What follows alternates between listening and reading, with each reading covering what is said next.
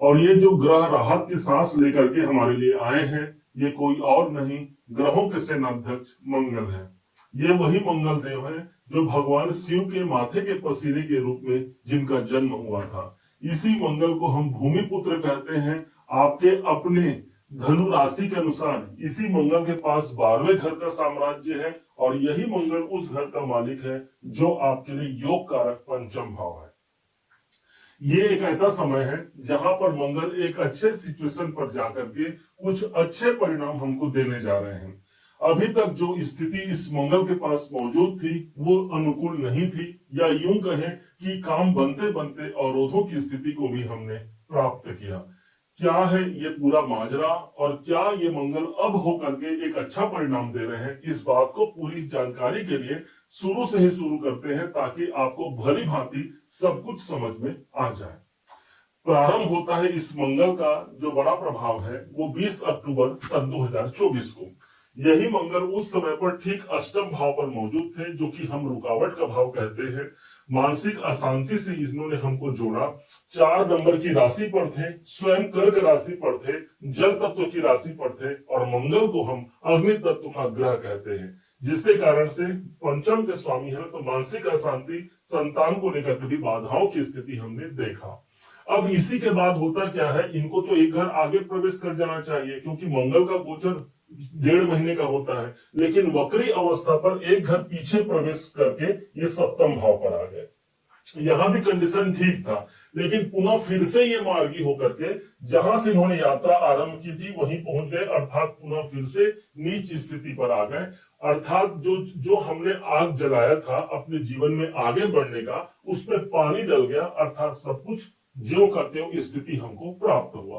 अब कुछ समय परिवर्तन होता है। 6 जून 2025 का दिन आता है, और यही मंगल प्रवेश कर जाते हैं आपके अपने धनु राशि के ठीक भाग्य के घर पर। अब तो होना चाहिए भाग्योन्नति, भाग्योन्नति के लिए अच्छा हो गया, लेकिन दूसरे तरफ यहीं पर पहले से केतु देव विद्यमान है। अब केतु और मंगल का एक योग बन गया, जिसे हम कहेंगे अंगारक योग, अर्थात हम कोई कार्य पर सफल तो हो रहे हैं, भाग्य हमारा साथ दे रहा है, लेकिन अंगारे पर चलते हुए उस मुकाम को हम हासिल कर पा रहे हैं, उसमें भी बाधा और दिक्कत की स्थिति बनी रही।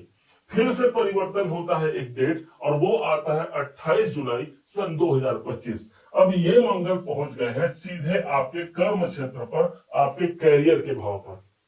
अब काम यहां से बनने प्रारंभ होते हैं, लेकिन यहां पर भी एक कमी रह गई। ये मंगल अपने प्रबल शत्रु बुध की राशि पर उपलब्ध है या उपस्थित है, जिसके कारण से वो सकारात्मकता नहीं मिल पाई जो मुझे मेरे कर्म क्षेत्र पर, मेरे कैरियर में मिलनी चाहिए थी। अंततः वो समय आ जाता है 13 सितंबर सन 2025, और इसी दिन ये मंगल प्रॉपर रूप से उस स्थान पर आ जाते हैं जिसे हम लाभ का स्थान कहते हैं, इनकम का स्थान कहते हैं। 7 नंबर की राशि पर है। ये राशि शुक्राचार्य की राशि है। इस स्थान पर मंगल और शुक्र का कॉम्बिनेशन यदि देखें तो न अधिक मित्रता न अधिक शत्रुता, अर्थात ज्योतिष में इसे सम कहा गया है। पॉजिटिव इसलिए भी है क्योंकि मंगल अग्नि तत्व के राशि है, और जिस राशि ग्रह है और जिस राशि पर ये प्रवेश कर रहे हैं वो स्वयं वायु तत्व की राशि है।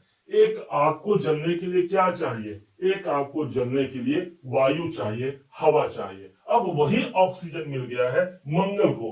अब जहां के वो मालिक है या जिस स्थान पर है जहां वो दृष्टि दे रहे हैं, सबसे ज्यादा पॉजिटिविटी उसी स्थान पर मौजूद हो जाती है। जैसे कि 11वें घर पर तो मौजूद है लाभ के घर पर, इनकी जो चौथी दृष्टि है वो धन के भाव पर जा रही है। इनकी 5वीं 7वीं दृष्टि पंचम भाव पर पड़ेगी, और ठीक इनकी 8वीं दृष्टि आपके जॉब, आपके नौकरी के भाव पर पड़ेगी। अब समझिएगा इसके प्रेडिक्शन क्या निकलकर सामने आएंगे। इनकम के भाव पर मंगल का होना, कोई लाभ बारंबार हमसे दूर हो रहा है, कोई सिचुएशन है जिस सिचुएशन की हम तलाश कर रहे हैं वो हमसे छूट जा रहा है, तो मंगल का एक पॉजिटिव स्थान पर जाना, एक वायु तत्व की राशि पर जाना, अर्थात वहां पर वो आग बढ़ेगी, अर्थात जो कामना हम है वो कामना तक हम पहुंच पाते हैं। लाभ के दायरे बढ़ाने के लिए एक अच्छा समय ये हमारे लिए रहेगा। चूंकि मंगल इनकम के भाव से धन भाव को देख रहे हैं, इसलिए धन आगमन का सोर्स बनता है। आर्थिक स्थिति बहुत अच्छी मजबूत होती है। कोई धन के मामले यहाँ पर संपन्न होते हैं, हम आर्थिक मुकाम तक हम पहुंच पाते हैं। विशेष बात तो ये हो गई कि 10 नंबर की राशि वो राशि है जहां पर मंगल स्वयं उच्च के हो जाते हैं। अब उच्च के भाव पर ही दृष्टि है, इसलिए आर्थिक लक्ष्य यहाँ पर मजबूत होता है। यहीं पर मंगल के पास जो दृष्टि है, 7वीं दृष्टि से देख रहे हैं पंचम भाव को। संतान से जुड़े हुए यदि कोई प्रॉब्लम हमने फेस किया है, कोई अशांति फेस किया है, कोई मानसिक अशांति यदि जीवन में चल रही है, तो मंगल की दृष्टि पड़ रही है अपने खुद के घर पर। अब ध्यान रखिएगा, कोई भी ग्रह अपने खुद के घर को कभी नहीं बिगाड़ता। ठीक इसी प्रकार से मंगल 5वें घर पर दृष्टि देकर के संतान से जुड़े हुए प्रॉब्लम को सॉल्व करता है। यही नहीं, कोई डिप्रेशन अशांति मन में भी चल रही है, उस अशांति से बाहर निकल करके एक लाभकारक वातावरण हम देख पाते हैं। इस मंगल के पास एक दृष्टि और पड़ गई, बच गई, और वो दृष्टि है इनकी 8वीं दृष्टि। 8वीं दृष्टि से ये सीधे इनकी दृष्टि पड़ रही है 6ठे भाव पर। अब ये आपका जॉब है, दोनों को कॉम्बिनेशन कर दीजिए, ये आपका नौकरी और ये आपका इनकम। अर्थात नौकरी में कोई प्रमोशन या पदोन्नति का योग बन सकता है, कोई लाभकारी सिचुएशन बन सकता है। 6ठे भाव के स्वामी है, तो वहां पर मान सम्मान हमको हमारे जॉब में मिलता है। कोई नया जॉब इस समय पर चाहते हैं, वो भी लाजमी होकर के आएगा। मंगल की दृष्टि इनकम भाव से ही पड़ रही है हमारे 6ठे भाव पर। कोई कर्जे चल रहे हैं, उस कर्जे से मुक्ति के लिए आपको योजना देते हैं, क्योंकि लाभ के घर पर तो है ही। कोई रोग चल रहा है, कोई स्वास्थ्य परेशानी है, वहां पर हमको एनर्जी मिलती है। यही मंगल साहस के प्रतीक होते हैं। धरणी गर्भ संभूतम विद्युत क्रांति समप्रभम कुमारम शक्ति हस्तम तम मंगलम प्रणमाम्यहम। अर्थात इस मंगल के अंदर अब शक्ति आ गई है, और वो शक्ति आ गई है जो मेरे जीवन में मेरे मेहनत के अनुरूप मुझे सफलता देगा, और कोई कार्य जो रुका हुआ है उस कार्य में मुझे आगे बढ़ाएगा। अब बात सिर्फ ये 28 अक्टूबर तक का प्रेडिक्शन आपने सुना। अब 28 अक्टूबर के बाद यदि देखा जाए तो ये मंगल अपने स्वयं के घर पर जाएंगे, पॉजिटिविटी आ गई। 1.5 महीना यहाँ व्यतीत करने के बाद आपके अपने धनु राशि पर प्रवेश करेंगे। स्वामी हो गए गुरु, गुरु और मंगल का कॉम्बिनेशन अच्छा है, तो आपके राशि पर भी उसके आगे 1.5 महीना देखा जाए तो ये भी पॉजिटिव। उसके आगे 1.5 महीना देखा जाए तो ये पहुंच जाएंगे अपने उच्च की स्थिति पर। मतलब आगामी यदि समझा जाए 6 महीने 7 महीने को भी, तो एक पॉजिटिव सिचुएशन है, जहां पर पिछले 11 महीने के जो नकारात्मकता है उसको हम सकारात्मक में परिणित होते हुए इस समय पर देख पाते हैं। एक सकारात्मक वातावरण हमको मिल पाता है।